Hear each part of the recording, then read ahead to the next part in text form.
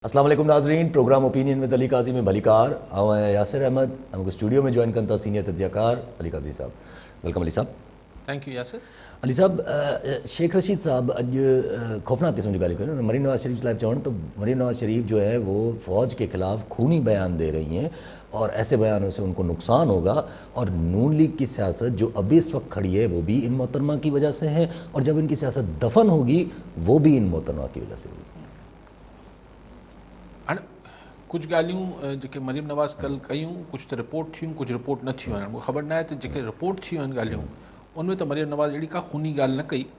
उनमें त हुन इहो ई चयो त भई अंपायर सां गॾिजी जेको आहे नवाज़ लीग जी हुकूमत इमरान ख़ान किराई हुई, लेकिन नैरेटिव सख़्तु अथसि। ऐं इहो ॻाल्हि ज़ाहिर आहे असां वटि हिकिड़ो शेख रशीद बार बार हिन ॻाल्हि जो इज़हार करे थो त जज़्बात जी तर्जुमानी करे थो त ज़ाहिर इहे ॻाल्हियूं हज़म न थींदियूं। लेकिन इहो असां वटि थींदो आयो आहे त पर्सन सां, फ़र्दनि सां मामलात थींदा आहिनि ऐं पोइ वरी कुझु वक़्तु ईंदो आहे त फ़र्द तब्दील थींदा आहिनि, वरी मामलात ठीक भी थींदा आहिनि, थी वेंदा आहिनि। इहो पाण ॾिठो आहे माज़ी में बि पाकिस्तान में। अञा हिन प्रोसेस में ॾिसूं त लेकिन मरीम नवाज़ पंहिंजो जेको बयानियो आहे उहो थधो करण में क़तन इरादो नथियूं रखनि। ज़ाहिर ईअं थिए थो। मूंखे ख़बर न आहे त शेख रशीद कहिड़े हवाले सां ई चए पियो त खूनी बयानु ॾिनो आहे। छा मूं अहिड़ो खूनी बयानु कोन पढ़ियो आहे ताज़ो मरीम नवाज़ जो, लेकिन ज़रूरु हुन किथे चयो हूंदो, कुझु ॻाल्हायो हूंदो जेको रिपोर्ट न थियो आहे। सो पॉइंट इज़ के मरीम नवाज़ खे छा जो आसिरो आहे। इहा ॻाल्हि त मरीम नवाज़ साहिबा खे बि शेख रशीद जे चवण खां सवाइ बि सम्झ में अचणु खपे त असांजे मुल्क ऐं ख़ासि तौर ते जेके ख़िते में सूरतहाल थिए पई, चाइना, अमेरिका, हीउ सॼो जेको हिन पस मंज़र में अगरि पाण ॻाल्हि ॾिसूं त इन में उनखे सम्झणु खपे त हिते को सिविलियन फोर्सिस मज़बूत न पियूं थियनि पाकिस्तान में। त हिन खे छाजो ॾढ आहे, छाजो हिकिड़ो अथसि, किथां आसिरो आहे। ठीकु आहे, सियासतदान हमेशह चवनि था त हुननि खे अवाम मां आसिरो आहे, लेकिन पंजाब जो माण्हू हाणे ईअं रोडनि ते ईंदो कोन्हे। एॾो आसान न ईंदो आहे, एॾो असां छा कॾहिं आयो ई कोन्हे, मुश्किल तमामु ईअं नाले मातर ईंदो आहे, न त ईअं ईंदो कोन्हे के सियासी तहरीकनि में।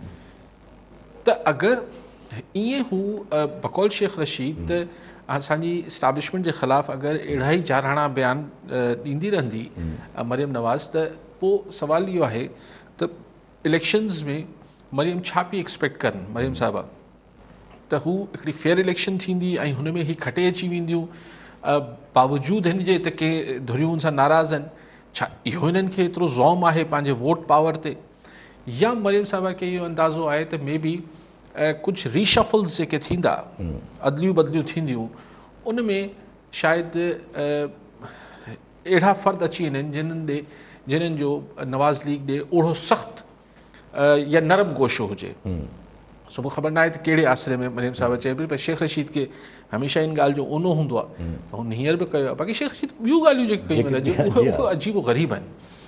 हिकिड़ी ॻाल्हि जेका मूंखे तमामु अजीब लॻी, बाक़ी ठीकु आहे, मरियम चाचे जी सियासत तबाह बि करे ऐं पोइ त कोशिशि करे तो झाड़ू फेर देती, हा उहो ठीकु आहे, लेकिन अजीब ग़रीब ॻाल्हि कई।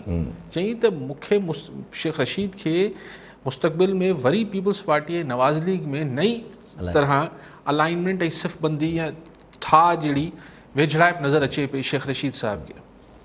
शेख साहिब चौधरी निसार वांगुरु अलाए हिकिड़ी ॻाल्हि आहे तो छा हीअं 3 ॾींहं पहिरीं चयो आहे शेख रशीद त पीपल्स पार्टी समझौता एक्सप्रेस में वेही रही है, चढ़ गई है, समझौता एक्सप्रेस में चढ़ गई है, नवाज लीग वाले लितर भी खाएंगे और फिर समझौता भी करेंगे। तो चलिए अगर पीपल्स पार्टी समझौता एक्सप्रेस में चढ़ी वही आहे त पोइ नवाज़ लीग सां छो ठा कंदी। शेख रशीद आहे जेको वणे कई।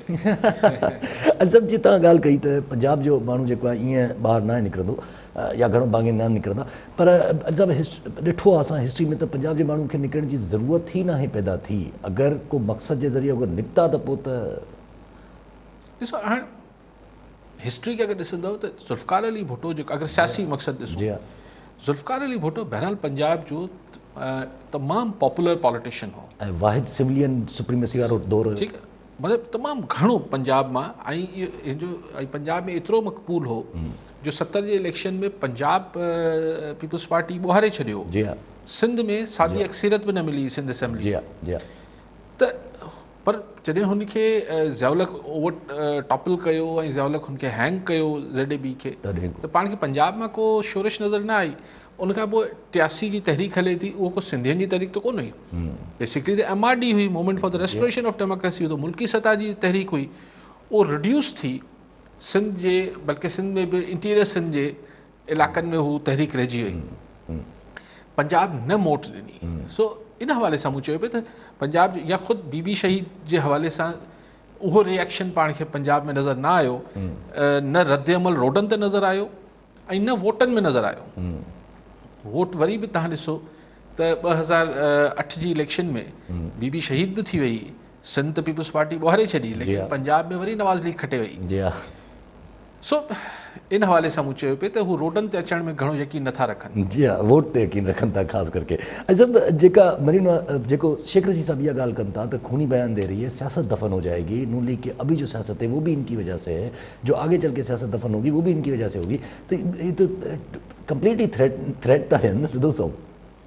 हाँ, त आप हू को इहो तव्हां हिनखे कुझु ॿियो सम्झो बि न. पर कंहिंजे बंदूक ते रखी हो त ठीकु आहे, उन्हनि हुन चयो आहे शेख रशीद खे या न चयो आहे, पर शेख रशीद पंहिंजी हिकिड़ो क़ौमी फ़र्ज़ु सम्झे थो त इहे चए, इहे दाबा साबा ॾे नवाज़ लीग खे. लेकिन नवाज़ लीग खे कुझु फ़िलहाल त असरु शेख रशीद जे बयाननि नथो थिए, बहितर उहो उनजो जवाब बि नथा ॾियनि. जी हा, जी हा. मतिलबु कमाल इहो आहे त शेख रशीद साहब जॾहिं की इंटीरियर मिनिस्टर आहिनि यार. जी हा. उहो शहबाज़ गिल थोरी आहे, इंटीरियर मिनिस्टर आहे. पर हुनखे न पीपल्स पार्टी वारा जवाब ॾियनि था, न नवाज़ लीग वारा ॾियनि था. पाण जहिड़ा माण्हू हरूभरू तज़िया कनि था. ठीकु आहे. अॻिते हलूं त नैब जो ऑर्डिनेंस तव्हां कल्ह बि डिस्कस कयोसीं, नैब जो ऑर्डिनेंस अची वियो. पर ॻाल्हियूं अचनि थियूं त के चवनि मतिलबु के चवनि था गवर्नमेंट जे लाइ इनारो आहे, के चवनि था ऑपोज़िशन लाइ इनारो आहे. असद उमर साहब खां सवाल कयो त हुन चयो कंहिं बि क़िस्म जो इनारो न आहे. नैब जो जेको ठहणु घुरिजे या जंहिं हिसाब सां हुजणु घुरिजे उन हिसाब सां असां नैब खे करण जी कोशिशि कयूं था. बाक़ी फवाद चौधरी साहब चवनि था त हीअ त सभु ऑर्डिनेंस में जेके शयूं रखी वियूं आहिनि इहे हिन जे चवण ते रखी वियूं आहिनि. ऑपोज़िशन जेके चयूं असां उहे रखियूं, न त तव्हां पार्लियामेंट में चैलेंज कयो. बाक़ी सुप्रीम कोर्ट बार एसोसिएशन ऐं पाकिस्तान बार एसोसिएशन रिजेक्ट करे छॾियो. मुंहिंजे लाइ अॼोकी तारीख़ में वधीक अहम इहो आहे त हिनखे पाकिस्तान बार काउंसिल ऐं सुप्रीम कोर्ट बार जेको आहे हिन ऑर्डिनेंस खे रद्द कयो आहे. अपोज़िशन ऐं गवर्नमेंट त ज़ाहिर आहे हिक ॿिए सां ड्रगस ड्रॉन आहिनि, हिक ॿिए खे सफ़ा बर्दाश्त नथा कनि, हिकिड़ी शइ सही ॻाल्हि बि हिक ॿिए खे बर्दाश्त नथा कनि. पर ज़ाहिर आहे हीअ जेके बार काउंसिल्स आहिनि वकीला साहिबान जूं, इहे अहमियत रखनि थियूं ऐं हुननि जी इहा ॻाल्हि वधीक लीगली अहम आहे त हीअ पर्सन स्पेसिफिक आहे, यानी हिकिड़े फ़र्द लाइ ऑर्डिनेंस निकितल आहे. इन ते सुप्रीम कोर्ट जी अॻु में रूलिंग मौजूदु आहे त अगरि को बि कानून हिकिड़े फ़र्द लाइ ठहंदो त उहो ख़तमु थी वेंदो. सो हीअ ऑर्डिनेंस निकितो आहे जंहिंमें फ़र्द आहे जस्टिस रिटायर्ड जावेद इक़बाल साहब, उन जी चेयरमैनी जे मुदे में वाध लाइ ऐं एक्सटेंडेबल कयो वियो आहे. हुनजी जेको टेन्योर जेको अॻु में चेयरमैन नैब जो उहिदो जेको हो उहो तोसी हुन में न पई थी सघी, हाणे हुननि चयो आहे त हीअ तोसी थी सघे थी. सो पर्सन स्पेसिफिक आहे. हाणे ॾिसूं त हिन में बार काउंसिल्स जेके आहिनि पाण फरीक़ थी हिन सुप्रीम कोर्ट में चैलेंज कनि थियूं या अपोज़िशन जी पार्टियूं चैलेंज कनि थियूं. चैलेंज ई थींदो, इहो ऑर्डिनेंस चैलेंज थींदो ऐं जेके लीगल एक्सपर्ट्स आहिनि उन्हनि जो ख़्यालु आहे त मतिलबु जटा न करे सघंदो इहो ऑर्डिनेंस. ऐं लेकिन अलाए छो इमरान ख़ान साहब खे, ऐं अगरि केरु आख़िर में पुछे ख़ान साहब खां त ज़ाहिरी तरह जवाज़ छा हूंदो हिन सियासी टर्मोइल या वरी जेको सियासी अखाड़ो पैदा थियो आहे, हिन जो जवाज़ उहे ॿुधाईंदा मूंखे शहबाज़ शरीफ़ सां न मिलणो. जी हा, पर इहा कहिड़ी ॻाल्हि आहे? तव्हां मुल्क हिन सतह ते थोरी हलाईंदा आहियो. इहा त हिकिड़ी क़िस्म जी बादशाह मेंटालिटी अची थी वञे ज़हन में. अच्छा, जेको इहा शिक आहे उन ते बि BMLN वारनि थोरो हिन ते ख़दशो ज़ाहिर कयो आहे. जेको उन्हनि जो जेका हिननि तरमीम कई आहे त जजिस जी जेके रिटायर्ड जजिस आहिनि हाई कोर्ट जा, उन्हनि जी अपॉइंटमेंट जेका आहे उहा अकाउंटेबिलिटी कोर्ट जे जजिस तौरु करे सघिजे थी. उन ते हसन इक़बाल साहब चवनि था त इहे जजिस जी मनपसंदि जजिस जे ज़रिए असांखे सज़ाऊं ॾियाराईंदा ऐं इलेक्शन में असांखे अंदरि कराईंदा. नवाज़ लीग खे अलाए छो देरि सां सम्झो आहे. इहा ॻाल्हि त इहा आहे, मतिलबु जज साहिबान को, लेकिन इहा ॻाल्हि त फवाद चौधरी चई चुका आहिनि, शेख रशीद चई चुका आहिनि त ईंदड़ 2 सालनि में हिननि खे खोड़ माण्हुनि खे सज़ाऊं अची वेंदियूं. अलाए हिननि खे कीअं ख़बर आहे त अदालतूं सज़ाऊं ॾेई छॾींदियूं. इहा त ॻाल्हि कंहिंखे बि ख़बर न हुजणु खपे न. जी हा, जी हा, जी हा. पर हाणे सॼो मतिलबु एतिरो एक्सपोज़ थींदा वञनि था इदारा. को इदारो तव्हां ॾिसो हिन गुज़िरियल 15-20 सालनि में एतिरा असांजा इंस्टीट्यूशन्स एक्सपोज पिया थियनि जो हाणे का बि शइ रही न आहे जंहिंखे चइजे त यार हिन लाइ अञा बि हिकिड़ो को तासुर आहे फलाण आहे मतिलबु हिकिड़ो चाहे मीडिया हुजे चाहे पार्लियामेंट हुजे चाहे सियासतदान हुजनि चाहे जुडिशरी हुजे चाहे एक्स हुजे चाहे वाय हुजे असां वटि हिकिड़ी ऐं अहिड़ा कम थियनि था जो वाकई में माण्हू ज़ाहिर आहे पोइ इहो ई चइबो आहे त यार हीअ त टू मच आहे जी हा हीअ त थोरो सवायो कनि पिया जी हा पर थिए थो असां वटि कुझु जज साहिबान जा बि अहिड़ा किसा अचनि था कुझु जज साहिबान जे ख़िलाफ़ु अहिड़ा किसा अचनि था जी हा टर्मोइल बिल्ड थींदो थो वञे अलाए किथे वञी दंग कंदो इहा नाहे ख़बर ठीकु आहे सभु अॻिते हलो त जेको पाण ॿ टे ॾींहं पहिरियां डिस्कस कयोसि त बलूचिस्तान जे CM जे ख़िलाफ़ु उन्हनि हिकिड़े क़िस्म जी जेके नाराज़ अराकीन उन्हनि जे पंहिंजे कैबिनेट जा पंहिंजा उन्हनि हिकिड़ी क़िस्म जी धमकी ॾिनी हुई त तव्हां 5 बजे ताईं इस्तीफ़ा ॾेई छॾियो न त असां नेक्स्ट स्टेप खणंदासीं जेको वोट ऑफ नो कॉन्फ्रेंस जी ॻाल्हि कई पर इस्तीफ़ा त हुननि न ॾिनो रहंदो 5 कैबिनेट मेंबर्स इस्तीफ़ा ॾेई छॾियो जी ऐं उन्हनि 5 में फाइनेंस मिनिस्टर यानी फाइनेंस मिनिस्टर अमूमन कंहिं बि हुकूमत जो हिकिड़ो सीनियर वज़ीर तस्वर थींदो आहे या होम मिनिस्टर तस्वर थींदो आहे या फाइनेंस मिनिस्टर तस्वर थींदो आहे ऐं हुनजी पंहिंजी बाप पार्टी जा आहिनि जी हा सो अञा बि जाम कमाल साहिबु ज़िद कयो वेठो आहे त न मूंखे अञा जेसि ताईं मुंहिंजा इतिहादी मूंखे 40 मेंबर करे ॾेखारियो साम्हूं बीहारियो त पोइ आउं इस्तीफ़ा ॾींदुसि लेकिन मूं तव्हां सां हमेशह हैरत पे इज़हार पे कयो त बाप पार्टी जो चीफ मिनिस्टर कीअं हटंदो जेसि ताईं बाप न चाहे त कल्ह मूंखे महसूसु थियो त हाणे बाप चाहे पई जी हा छाकाणि त ख़ुदि बाप जा ई मेंबर ईअं बिना सलाह मशवरे जे जाम कमाल जे ख़िलाफ़ु नथा वञी सघनि ऐं ख़ुदि अब्दुल क़ुद्दूस साहिब जेके पहिरीं चीफ मिनिस्टर थिया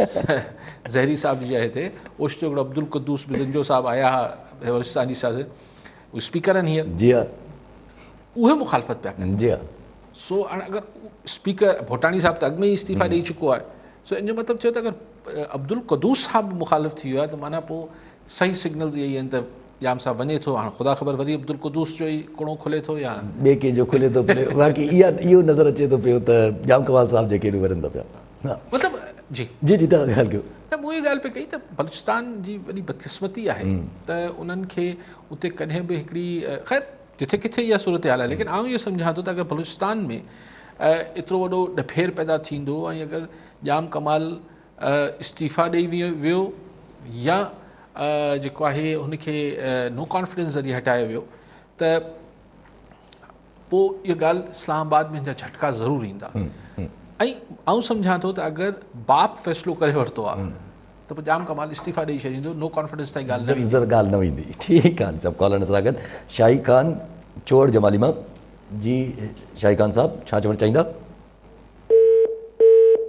कॉल ड्रॉप थी वई सभु अगरि जे इहो जीअं माना पोइ इहो सम्झिजे त या पोइ इहो बि त थी सघे थो त अगरि बाप पार्टी खे थी सघे थो त मथां सिग्नल पॉज़िटिव न हुजनि पर कुझु बि न हुजनि न ईअं नथो थी सघे बलूचिस्तान खे eight their own will and Vim नथो छॾे सघिजे इहो ज़रूरु सिग्नल्स आहिनि हाणे सिर्फ़ु जाम कमाल खे ॾिसूं त सही फ़ोन कॾहिं थो अचे कॾहिं सही व्हाट्सएप ते मैसेज अचे थो त प्लीज़ लीव त पोइ हलिया वेंदा ठीकु जाम सभु ज़िद न कंदो सही ॻाल्हि आहे ज़िद हुजण बि न घुरिजे अहिड़ी ॻाल्हियुनि ते ठीकु आहे अच्छा कल्ह हिकिड़ो सूरत हाल थी नंढिड़ो इवेंट आहे पर ॾाढो ईअं लॻो त माना ॾाढो माने ख़ास आहे त यूसुफ गिलानी जेके असांजा सेनेट में ऑपोज़िशन लीडर आहिनि उन्हनि खे कल्ह एयरपोर्ट ते झलियो वियो उन्हनि खे ॿुधायो वियो त तव्हांजो नालो ECL में आहे पाण खे यार माण्हुनि खे ॿुधायो त सही उन्हनि जो नाला माठ में ECL ते विझी छॾियो था हाणे मुंहिंजे ख़्याल में सियासतदाननि खे घुरिजे त ईअं ओचितो वञी एयरपोर्ट तां पुछी अचणु खपे त बाबा असां वञूं था या न वञूं जी हा अजीब ॻाल्हि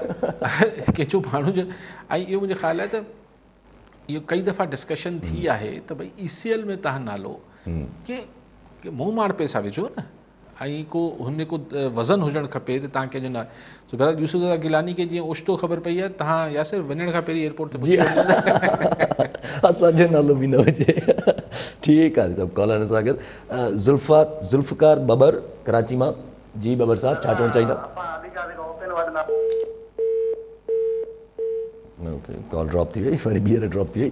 अच्छा, हिकिड़ो ॿियो बि अॼु जीअं असां ॿ टे चकर पहिरियां बि डिस्कस कया, जेके वफ़ाक़ी वज़ीर आहिनि उन्हनि डिफरेंट मंतक़ूं ॾिनियूं आहिनि महांगाई खे कंट्रोल करण लाइ, महांगाई खां बचण लाइ अवाम खे. त जीअं पहिरियां चयो वियो त भई डिमांड एंड सप्लाई ते हलंदो आहे, त डिमांड वधाईंदव त पोइ ज़ाहिरी ॻाल्हि आहे महांगियूं थींदियूं शयूं. त वरी चयो वियो त परवेज़ खटक साहिबु चवणु लॻा त भई मां हुते KP में जो आप मेरे सूबे आए सभु कुझु ख़ुशहाल है. त अलीवन गंडापुर चवनि था त 9% अगरि महांगाई थी आहे त तव्हां माना चमचे जेका खंडु आहे, खंड जे चमचे मां 9 दाणा घटि खाओ ऐं मानीअ मां 9 वाला घटि खाओ, माना 9% पंहिंजो तव्हां खाद खुराक घटि करे छॾियो. यार अहिड़े मशवरा ॾींदड़ वज़ीरनि खे, मुशीरनि खे हिकिड़ो दफ़ो मुंहिंजो ख़्यालु आहे त लाइव TV ते घुराए इन्हनि खे को हार वार पाराइणु खपे. इन्हनि खे वॾा गुलनि जा हार पाराइजनि, सर तव्हां अज़ीम हो, तुसीं अज़ीम हो सर, तुसीं ग्रेट हो. माना इहो हिननि खे आइंस्टाइन खां पोइ अहिड़ा आइडियाज़ शायदि अहिड़े वज़ीरनि खे ईंदा आहिनि. हर को पाण आइंस्टाइन खे ज़हीन माण्हू अरस्तू खे या हिन खे सम्झंदा हुआसीं सोक्रेट्स खे. हीअ ॾिसो ज़हानत जी इंतिहा ॾिसो त खंड जे चमचे मां 9 दाणा कढणा आहिनि. अच्छा, पोइ चए थो त मानी जा 9 नवाला. हाणे ख़बर न आहे गंडापुर साहिबु मानी जो साइज़ छा आहे, शायदि KP में इलाही वॾी मानी हूंदी आहे.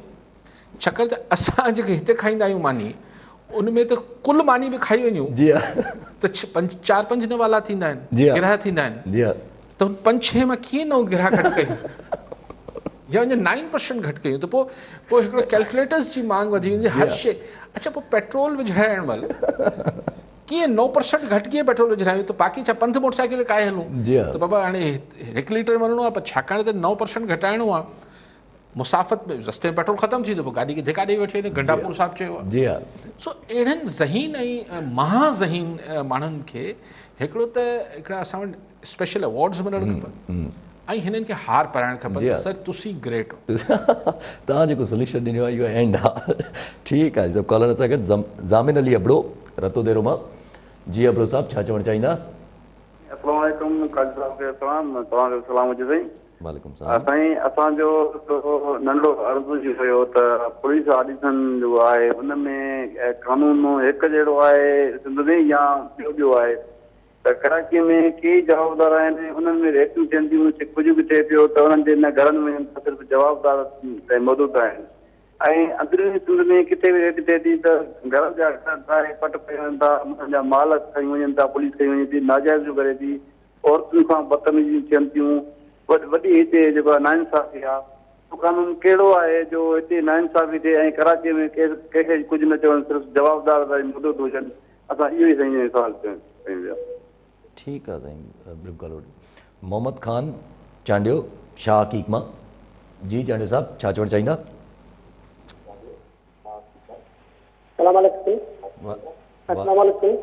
वालेकुम सलाम. सवाल असांजो इहो आहे त तेल महांगा थिया, ख़ैर आहे, चीनी महांगी थी, चांवर महांगा थिया, पर ही जेका मेडिसन एतिरी महांगी थी आहे, हाणे घर में जीअं माण्हू जे ब्लड प्रेशर जा मरीज़ आहिनि. ठीकु आहे साईं. ठीकु आहे. ठीकु आहे. अमीन गंडापुर साहिबु जी सलाह वठो चांडियो साहिबु. हू चए थो 9% हर शइ जो घटाए छॾियो. दवाऊं जेके आहिनि, अगरि के माण्हू खे इंसुलिन जा 40 यूनिट रगड़ा आहिनि, हुनखे डॉक्टर चयो आहे त 40 यूनिट तव्हांखे इंसुलिन शुगर लाइ लॻणी आहे, त हू 9% हुनखे घटाए छॾे. छाकाणि त गंडापुर साहिबु चयो आहे. केतिरो मुश्किल आहे इहो. अच्छा, ऐं करे पर हाणे मसइलो थींदो, गंडापुर साहिबु पुछी अचिजो, मूंखे ॿुधाइजो त हू जेका गोरी थींदी आहे हुनजो 9% कीअं काटिजे. भाई अगरि कैप्सूल आहे त कैप्सूल खे त अंदरां खोलियोसीं त पोइ ज़्यान थी वेंदो. हाणे ही कुझु मसाइल आहिनि. गंडापुर साहिबु आहिनि त माशाल्लाह तमामु ज़हीन ऐं महांगाई जो तमामु ज़बरदस्त हुननि हल ॿुधायो आहे.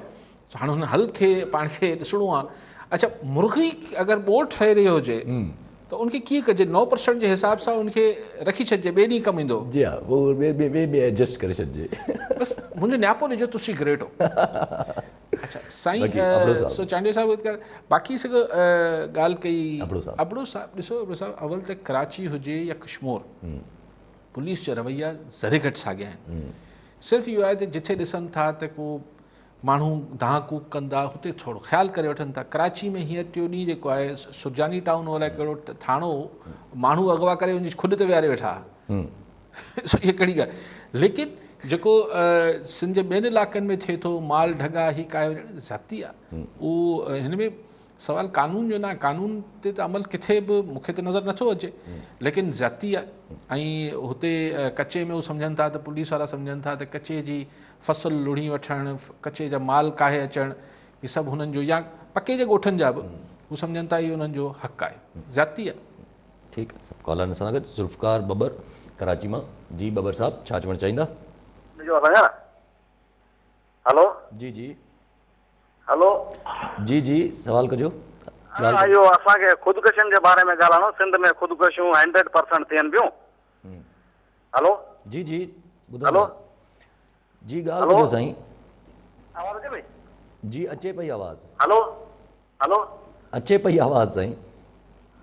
इहो मुशरफ जो दौर में असां भेट कंदासीं त मुशरफ वारे दौर में जमहूरियत में हींअर वधीक ख़ुदकुशियूं सिंध में थियनि पियूं। मुशरफ दौर में नाले मातर का ख़ुदकुशी हुई, ऐं उन खां पोइ ख़ुदकुशियुनि जो जेको एवरेज आहे सिर्फ़ु MBBS डॉक्टरनि जा शागिर्द जेके आहिनि। हलो आवाज़ अचे पई?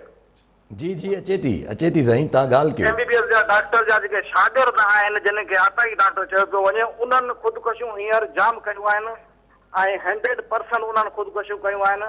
जिन्हनि जी मां घर घर वञी सर्वे मूं कई त बाबा हीउ छा कंदो, चए बाबा हीउ क्लिनिक हलाईंदो, क्लिनिकनि जी बंदि थियण खां पोइ हीउ बेरोज़गार थी वियो, पोइ नशे जो आदी थी वियो, ऐं उन खां पोइ हिन ख़ुदकुशी कई आहे। मां घर घर वञी सर्वे कई आहे त 50% अटाई डॉक्टरनि ख़ुदकुशी कई आहे। ठीकु आहे बबर साहब। बबर साहब, अवल त ख़ुदकशी आपघात जो मुशरफ दौर सां ऐं हिन दौर सां को वास्तो कोन्हे, हिकिड़ी ज़हनी कैफ़ियत आहे। जेको मुंहिंजो अंदाज़ो आहे त हीअ थर वारे पासे इलाही ख़वातीन हींअर बि ताज़ो पाण ॿुधो त हुननि ख़ुदकुशी कई। उहो अताई डॉक्टरियूं कोन वीचारियूं, हिकिड़ी घरेलू ख़वातीन हुयूं, बोरियत ख़ातून हुयूं। ऐं ॾिसो, आउं नथो मञा त बिल्कुलु जेको चवनि था को बेरोज़गार थिए थो त वॾी डिप्रेशन अचे थी, सभु कुझु अचे थो, ऐं सही ॻाल्हि आहे। बट आपघात जो सोचणु हिकिड़ो नफ़्सियाती मर्ज़ आहे। हीअ नफ़्सियाती बीमारी माण्हू खे लॻी वञे थी। बिल्कुलु ईअं जीअं तव्हांखे अगरि सही ख़ुराक नाहे के ॿार खे या वॾे खे, त हुनखे बीमारियूं जल्दी विकोड़े वेंदियूं, छाकाणि त हुनजो मदाफ़ाती अमल जेको आहे, इम्यून सिस्टम, उहो कमज़ोर हुते ज़ाहिर आहे, हुनजी इम्यूनिटी कमज़ोर हुजे थी, हुनखे प्रोटीन्स ऐं वाइटामिन्स ही घटि हुजनि था बॉडी में, त हुनखे जल्दी वायरस झले वठे थी। ईअं जेको माण्हू डिप्रेशन में अॻु में ई कंहिं सूरनि में या तकलीफ़ुनि में आहे, त हुनखे हीअ जेका सोच आहे बीमारी जी सूरत में, सपोर्ट सिस्टम कमज़ोर हुजे थो, त सपोर्ट सिस्टम कमज़ोर हुजे त हाणे ॻाल्हि इहा आहे त हिन जो को आऊं वरी अचां थो, बेरोज़गारी, सदमो, ही सभु शयूं हिकिड़ा इनिशियल ट्रिगरिंग इफेक्ट थी सघनि था। लेकिन लखे माण्हू नौजवान सिंध में बेरोज़गार आहिनि, लखे माण्हू त ख़ुदा न ख़ास्ता आपघात नथा कनि न। करोड़े माण्हू गुरबत जी लीक खां हेठि रहनि था, बुख में रहनि था, त गुरबत ख़ुदा न ख़ास्ता को करोड़े माण्हू त आपघात नथा कनि, त गुरबत को बेसिकली ही बीमारी आहे। ऐं असां वटि बदक़िस्मती सां ॿियनि मर्ज़नि जो बि इलाजु को एतिरो चङो कोन्हे, ऐं असां वटि को नफ़्सियाती वार्ड आहिनि ई कोन। असां वटि पागल खानो आहे हैदराबाद में। हाणे उनखे चवनि था त हाणे इहो त को सतो माण्हू बि चइजे त अदा मूंखे नफ़्सियाती थोरो कंहिंखां मशवरो वठिणो आहे, त मूंखे चए त पागल हिते गुड्डू जी मेंटल हॉस्पिटल हलियो वञे, त हू ज़ाहिर चए त यार चरियो त कोन थियो आहे। सो हिकिड़ो त हीउ टैबू ख़तमु करिणो पवंदो त इंसान जीअं ॿियनि बीमारियुनि लाइ डॉक्टर वटि वञे थो, ईअं हर ज़िले में घटि पहिरें मरहले में ज़िलई हॉस्पिटल्स में, डिस्ट्रिक्ट हॉस्पिटल्स में नफ़्सियाती वार्ड खोलिया वञनि। उते साइकाट्रिस्ट ऐं सोशोलॉजिस्ट, ही जेके साइकाट्रिस्ट हुजनि था, सोशोलॉजिस्ट हुजनि था, जेके काउंसलिंग करे सघनि, जेके दवाऊं ॾेई सघनि या काउंसलिंग करे सघनि, इन्हनि खे इंडक्ट करणु खपे। इहो त मां बार बार चवां थो। नफ़्सियाती इन ते त कमु घटि थियो, पर अॼु जीअं ख़बर पढ़ीसीं त असां वटि इंटीग्रेटेड हेल्थ सिस्टम ते कमु जाम थियो हुयो, जंहिंमें रूरल में ॾाढा हिकिड़ा ठाहिया विया रूरल हेल्थ सेंटर्स, जेके माना पोइते पियल इलाइक़नि में जेके उहे मदद करे सघनि। पर उन्हनि में बि 4 महीननि खां सिंध गवर्नमेंट जेको आहे उहो फंड बंदि करे छॾिया, ऐं 4000 एम्प्लॉइज़ जेके उन्हनि जा रखियल हुया उहे सॼा फारिग थी विया। ॾिसो, हिकिड़ो त मूंखे इहे ॻाल्हियूं ही जेके हिकिड़ा ॿिया इदारा खोलजनि था एजुकेशन डिपार्टमेंट में या हेल्थ डिपार्टमेंट को IPP आहे, अलाए छा आहे उहो बि आहे हिकिड़ो, उहो हले थो, अलॻि हले थो। त आउं पुछां थो त हेल्थ डिपार्टमेंट में ई छो नथो हली सघे? आख़िर इहे हिकिड़े कम लाइ टे छो ठहनि था? मिसाल एजुकेशन आहे त हिकिड़ो एजुकेशन फाउंडेशन अलॻि आहे, पोइ फलाणो अलॻि, पोइ एजुकेशन डिपार्टमेंट छो नथो इहो कमु करे सघे? बसि पोइ हिकिड़ा अलॻि अलॻि जेतिरा इदारा ठहंदा ओतिरा फंड अलॻि अलॻि ईंदा, ओतिरे वधीक माण्हुनि खे हिकिड़ी पोज़ीशन्स मिलंदियूं। मूंखे फ्रेंकली नथो सम्झ अचे। पोइ इहो जेको कमु हो त भई प्राइवेट सेक्टर खे NGOs खे आणिजे, त पोइ सरकारी अस्पताल, भई NGO पंहिंजो अस्पताल खोले वठे, बिस्मिल्लाह, ऐं इलाजु कराए माण्हुनि जो मुफ़्त में, पर तव्हां पंहिंजे फंड्स हुननि खे ॾेई त NGOs कीअं क्वालिफाइड आहिनि रन बि उहे था कनि त हू हिकिड़ी हॉस्पिटल या स्कूल रन करे सघनि? सो इहो यानी तव्हांखे पंहिंजी मशीनरी ते करप्शन जे करे एतबार न रहियो आहे या हुनजी अहलियत ते एतबार न रहियो आहे। सो इहो को मसइले जो हल न आहे। आई थिंक कि जिथे तव्हांखे प्राइवेट सेक्टर खे आणिणो आहे उते बसि जीअं बैंकिंग सिस्टम आहे पाकिस्तान में, हाणे अॻो पोइ बैंकूं ॾेई छॾियूं न प्राइवेट सेक्टर खे, हाणे बहितर थी वियूं आहिनि। त या त तव्हां प्राइवेट सेक्टर खे ॾेई छॾियो, पर इहो करे नथी सघे सरकार। जी हा, जी हा, जी हा। फंड्स किथां ईंदा? हेल्थ प्रोवाइड करणु ज़रूरी आहे न कॉन्स्टिट्यूशन जे हिसाब सां। कॉन्स्टिट्यूशन जे हिसाब सां हेल्थ ऐं एजुकेशन हुकूमत जी ज़िम्मेदारी आहे। जी हा, ठीकु आहे। सब कॉलर सां गॾु ज़फ़र नकवी हैदराबाद मां। जी ज़फ़र साहब, क्या कहना चाहेंगे? मोहतरम काजी साहब दी ग्रेट, जनाब यासर बेटा, कैसे हैं आप? खैरियत से हैं सर? अल्हम्दुलिल्लाह सर, एक छोटा सा एक जो सराउंडिंग में जो हमारे सरकमस्टेंसेस बन गए हैं काजी साहब, कि वो कल मैंने एक आर्टिकल पढ़ा इसकी मौत की वजह, ये जो हमारा एक कॉमेडियन की डेथ हुई है कराची में, तो वो पता चला इसकी एक जवान बेटी थी, हीरा नाम था उसका, और वो कुछ ऐसे डॉक्टर्स के हत्थे चढ़ गई कि वो किडनी का वो उसने 35 लाख रुपए उनसे ले लिए। सर ये बहुत ही एक हमें डॉक्टर्स भी, यूरोप में ऐसा माहौल है काजी साहब के वहाँ अगर डॉक्टर्स को स्ट्राइक करनी होती है तो वो अपनी जगह किसी और को स्ट्राइक के लिए भेज देते हैं, वो खुद नहीं जाते। हम कहाँ पहुँच गए सर हमारा ये? फिर आप कहते हैं कि मैं कोशिश करूँ। सर एक जनाब इब्राहिम के उसमें एक छोटी सी चुड़िया एक कतरे में पानी डाल रही थी, हमें वो सब कहाँ चले गए सर? कराची में प्याऊ होते थे, जानवरों से मोहब्बत करने वाले लोग होते थे। सोसाइटी इतनी अजीब सी हो गई है, कुव्वत बर्दाश्त खत्म हो गई है। अली काजी भाई, आप थोड़ा सा आपसे बात करता हूँ तो मुझे ठंडक हो जाती है, आप जरा इस पे खैर हासिल पे बात कीजिए। बहुत शुक्रिया सर। ठीक है नकवी साहब। अब अल्लाह उमर शरीफ साहब को जन्नत फिरदौस में जगह दे। मुझे मालूम नहीं उनकी बेटी क्या, आप क्या बता रहे हैं कि डॉक्टर की स्ट्राइक की वजह से उनकी डेथ हो गई? मेरा ख्याल है वो किडनी फेलियर की वजह से उनकी डेथ हुई थी, लेकिन बहरहाल एक उनको सदमा ज़रूर उमर शरीफ साहब मरहूम को हुआ होगा, लेकिन वो ख़ुद तो उनके अपने ऑर्गन्स कॉम्प्रोमाइज़ हो गए थे। देखिए लोग कैसे थे, जानवरों से प्यार करने वाले, इंसानों से प्यार करने वाले, बहुत ज़्यादा तहम्मुल था, बहुत ज़्यादा सब्र था लोगों में, बहुत ज़्यादा वो लोगों में एक कनात होती थी कि ठीक है जी बहुत है। मतलब ये मुकाबला नहीं होता था कि पड़ोसी के पास अगर, और पड़ोसी का इतना ज़्यादा आता भी नहीं था तो दोनों ठीक रहते थे। फिर वक्त के साथ ये हुआ कि अचानक पड़ोसी के पास मोटरसाइकिल से रातों रात एक गाड़ी आ गई, तो पता चला जी वो किसी सरकारी मुलाजिम है, तो उनके बच्चे मोटरसाइकिल की बजाय गाड़ी में स्कूल जाने लगे, और जो पहले साथ में पड़ोसी था वो अभी भी मोटरसाइकिल या साइकिल पे बच्चों को छोड़ने जाने लगा। तो बच्चों ने कहा अबू ये क्या है, वो ऐसे हो गए, हम ऐसे क्यों रह गए, आप भी सरकारी मुलाजिम हैं। तो कहा ठीक है बेटा, कल से मैं भी कोशिश करता हूँ। तो एक जो ये एक भगदड़, हाँ साइकिल चल गया, एक जो दौड़ लगी। पहले किसी ज़माने में कहते थे कि मोहल्ले में आप कहते थे वो फलाना राशि है, अब आप मोहल्ले में ढूंढे से कहते हैं वो फलाना नहीं है। तो लेकिन नकवी साहब, ये आपके बुजुर्ग, मुझे पता नहीं आपकी कितनी उम्र है, लेकिन आपके बुजुर्ग आपको बताते होंगे जी उनके वक्तों में हालात बहुत अच्छे थे, आपके वक्त के ख़राब हो गए। आप कहते हैं आपके वक्त के अच्छे हैं। तो अब बात ये हो सकता है कल हमारे बच्चे बोलेंगे जी, हम अपने बच्चों को बोलते हैं कि नहीं जी हमारे वक्तों में तो यूँ होता था, फिर हमारे बच्चे। तो ये हर दौर में ये अदवार जब बदलते हैं तो हर दौर की जनरेशन पीढ़ी ये समझती है कि उनका दौर शानदार था। दूसरे कहते नहीं, ये बड़े मियाँओं की किस्से हैं, कौन सुने बैठे। आज के ज़माने में जानवरों को अगर हम सिर्फ जाकर दाना डालने लगे तो अपने दाने का क्या होगा। जी हाँ ठीकु आहे साहब. जब अॻिते हलूं था तालिबान जी सिचुएशन ते अगरि अचिजे, अफ़गानिस्तान जी सिचुएशन ते, त शेख रशीद साहब अॼु चयो त असां कहिड़े बि क़िस्म जो वर्ल्ड प्रेशर में अंदरि न ईंदासीं, असां अफ़गानिस्तान जी मदद जारी रखंदा, एड जे सूरत में एड हुन ते जारी रखंदासीं अफ़गानिस्तान जी. सुभाणे रशिया जेको आहे उहो कॉल ॾिनी आहे, मतिलबु इंटरनेशनली, मतिलबु उन डेट त न ॿुधाई आहे पर इंटरनेशनली उन्हनि चयो आहे त असां फोरम ते मीटिंग कंदासीं जंहिंमें Taliban, Russia, China, Iran, India and Pakistan इन्हनि जा रिप्रेज़ेंटेटिव हूंदा.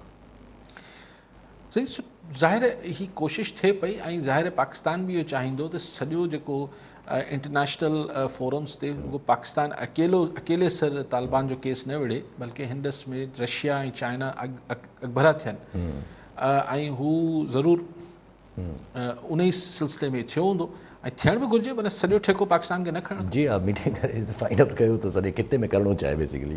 ठीकु आहे सभु कॉलर सां गॾु सरफराज़ हुसैन लगारी हैदराबाद मां. जी लगारी साहब, छा चवणु चाहींदा? साहब ऐं काज़ी साहब खे सलाम. वालेकुम अस्सलाम. साईं, हीअं जेका हिकिड़ो जेका गंडापुर साहब चयो आहे त 9% हर शइ घटाए छॾियो ऐं महांगाई आहे, त इहे हिकु नयूं नयूं हाणे फार्मूला पिया अचनि ऐं नयूं नयूं ॻाल्हियूं पियूं अचनि ऐं अॻिते अलाह ख़ैर करे अलाए ॿियो अलाए कहिड़ो फार्मूलो ईंदो. सो हिकु त इहो हो ऐं ॿियो मुंहिंजो साईं अलीगढ़ साहब खे हिकिड़ो थोरो सजेशन हुई हिकिड़ी, त जीअं एकता जो ॾींहुं आहे इनशाअल्लाह जेको 5 दिसंबर ते ऐं जेको अली साहब जी महिरबानी आहे ऐं असां मल्हाईंदा आहियूं हर साल, त मां सिर्फ़ु जीअं असांखे दरियाहनि जो बि ॾींहुं मल्हायो, दरिया जी पाणी लाइ कयो सभु कयो, मां चाहियां थो साईं काज़ी साहब खे नंढड़ी सजेशन आहे साईं, ॿियो थी सघे थो हुन में को एडिशन थिए, त छो न हिन में को साईं अहिड़ो स्लो कंदियूं या अहिड़ो का शइ कयूं जंहिंसां ॾिसो था त केॾी गुरबत आहे असांजे इर्द गिर्द, केॾी गुरबत आहे. असां इन ॾींहं ते ख़ासि माण्हुनि जे लाइ को भला कंहिंखे राशन ॾेई छॾियूं, कुझु अहिड़ो अहिड़ी का एक्टिविटी कयूं जो इन में असां कारे शहर में जेको आहे असांखे दुआ थिए ऐं भलो कमु थी वञे ऐं without any caste, creed and religion difference. त इन सां इहो अहिड़ो को थी वञे जो साईं ॾिसो था केॾी कंडीशन, हिकिड़ो कंहिं महीने जो कंहिंजो राशन थी वञे या कुझु बि थी वञे, वॉट एवर, को बीमार आहे कुझु बि आहे असांजे इर्द गिर्द, त इहो हिकु वॾो काराए ख़ैर थींदो ऐं इहो मूंखे काज़ी साहब मां उमेदु आहे इनशाअल्लाह ऐं साईं जी अॻवानी में इहो इनशाअल्लाह थींदो.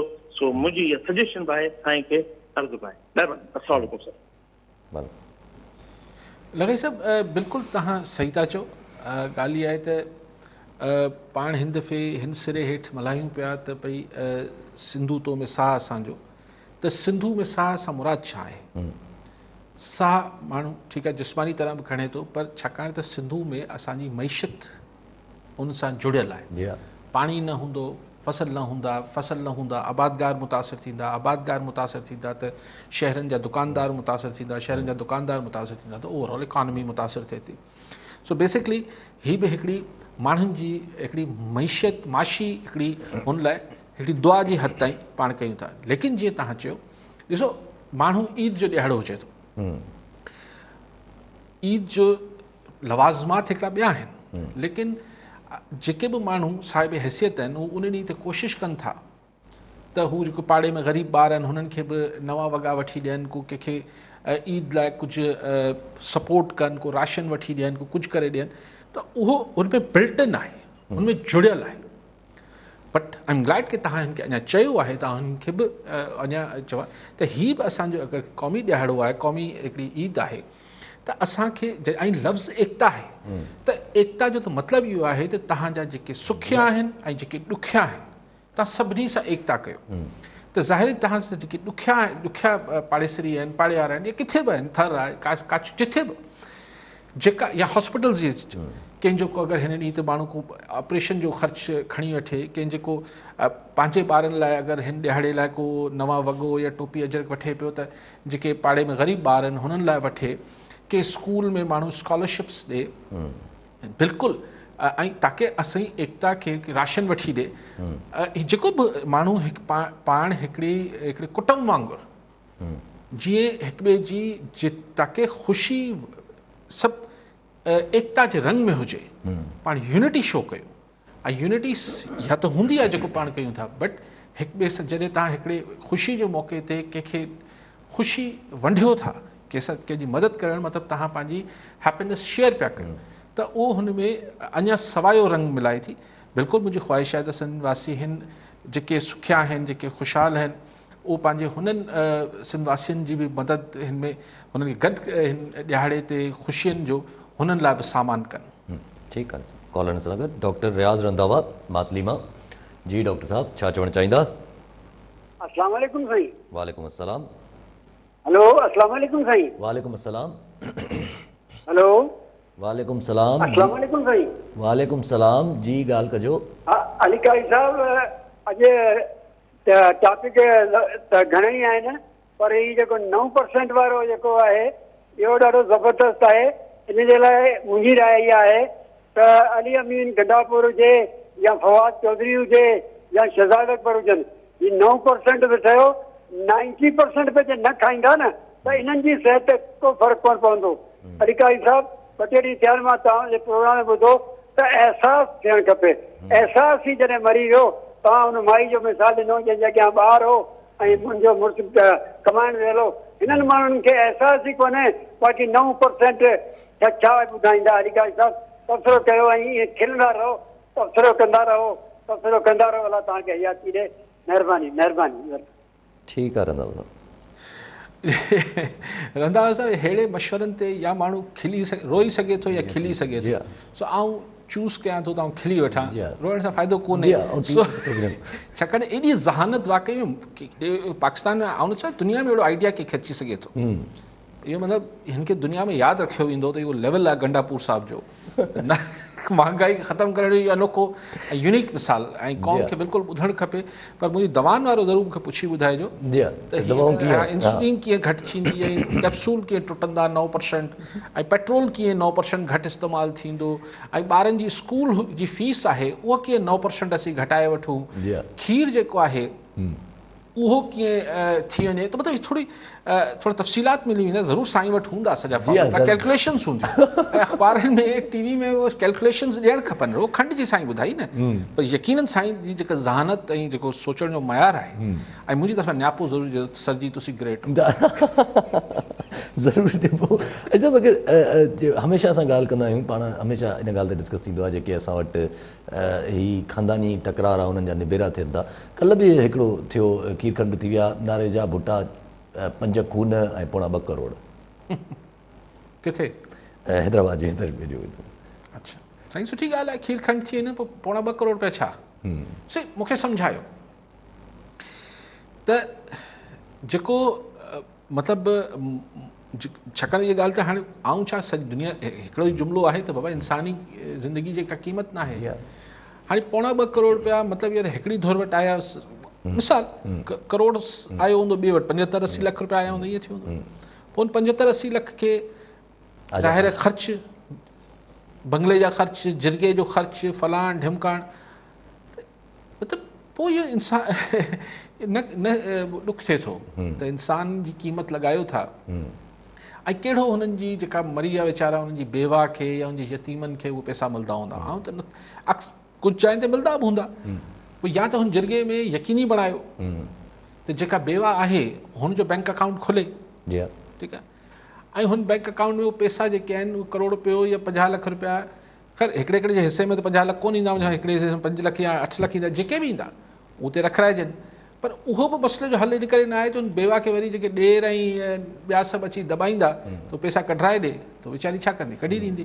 सो जेको हासिल मतिलबु छा आहे? अच्छा, मतिलबु हिकिड़ी गवर्नमेंट इन खे कीअं इंडोर्स करे वेठी आहे? मतिलबु सही, हाईकोर्ट जो जजमेंट आहे, हाईकोर्ट जो जजमेंट आहे जंहिंमें जिरगा बैन थियल आहिनि। जी हा, हीअ जेके, लेकिन हू चवनि था हीउ जिरगो कोन्हे, जी हा, इहो असीं अमन था करायूं, मुफ़ाहमत था करायूं ऐं बसि पोइ थिए थो। लेकिन बहरहाल कुझु प्रेशर अचण खां पोइ हू जेको थींदो संग चटी ऐं उहो कुझु घटि थियो आहे।